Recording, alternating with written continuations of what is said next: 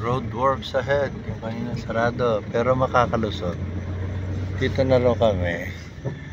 Ayan na. Ere na.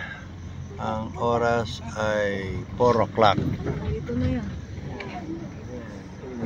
Dating din kami to our place of destination.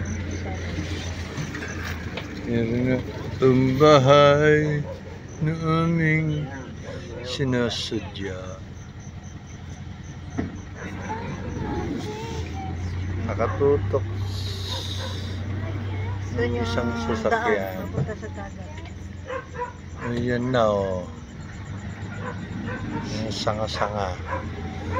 Ayan bay, may duyan na oh. Yung tinanay yung duyan mo.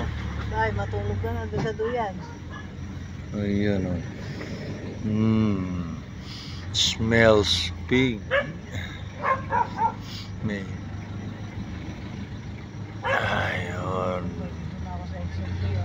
Aragoy. Alright.